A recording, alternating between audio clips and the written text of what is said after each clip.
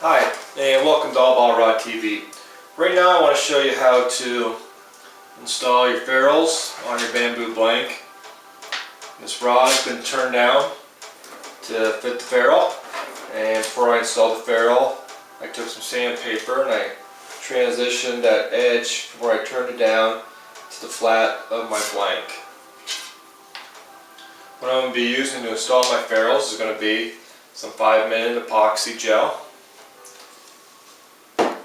And an important thing to realize to do before you clean your ferrules is to thoroughly clean them. I use acetone and a Q-tip, and I swab out the inside of my ferrules until they're nice and clean. I also put a little acetone on my ferrule blank too, to make sure there's no oil or any residues that may cause some adhesion problems. I'm going to be binding my ferrules down with some button thread when I'm done, and I think that's pretty much all there's going to be to it.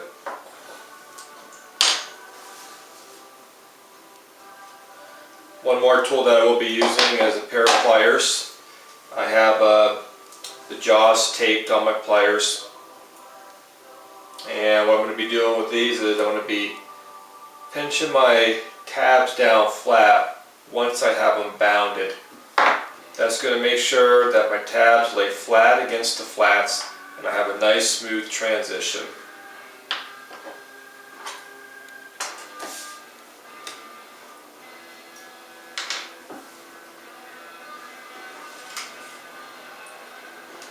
I'm going to be mixing up my 5-minute epoxy. I'm going to mix that on a piece of wax paper. You just need to mix up a little bit.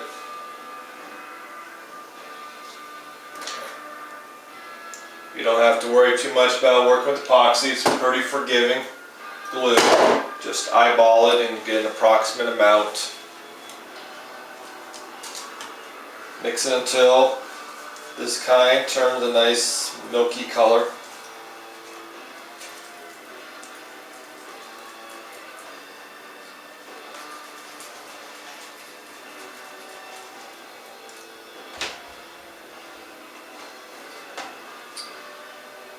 And I'm just going to put a little dab.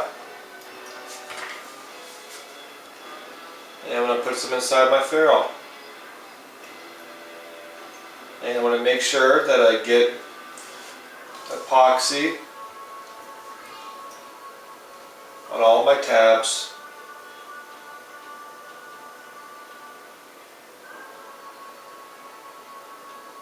When I put my ferrules on, there's going to be an air pocket in there.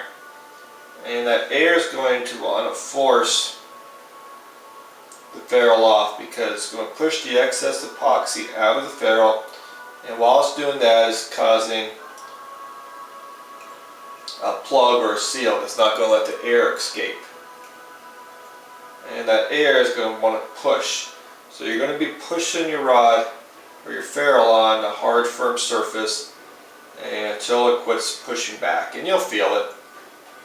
And when it's ready to go, it'll go. And it'll set properly. I don't worry too much about making a mess with my epoxy. It cleans up really easy with acetone, so I don't really worry about that. I put this on. As you can probably see right now, see it's shooting off. There we go, push down. Sometimes you have a little groove for the air to escape. It works really well. I want to make sure my tabs are lined up on my flats. Alright, and those look like they're lined up pretty good. And if you screw up, you can always check out my video on removing ferrules.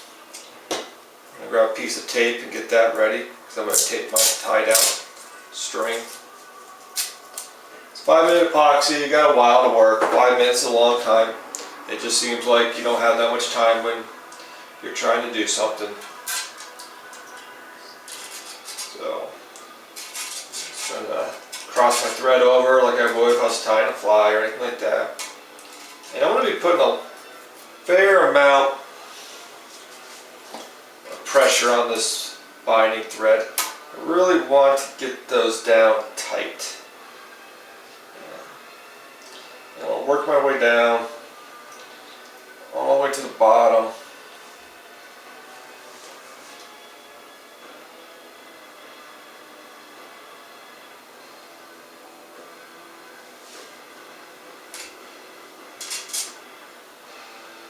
Alright. Pretty good. Just gonna hold it there, and then I have that tape ready, and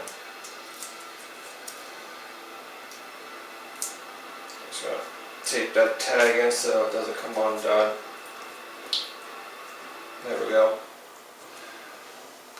And this is where my pliers are going to come in handy. I'm just going to push down at the base of those tabs. I want a nice flat transition. And I'll see a little epoxy squeezing out of there.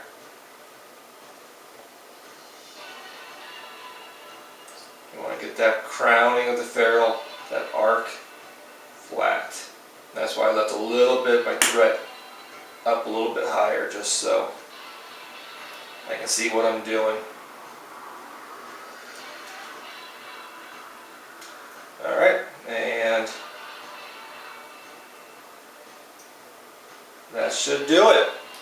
I'm going to let this sit 24 hours before I do any work. Clean it up with a little bit of acetone, and then I'll be ready to lap it. Thank you.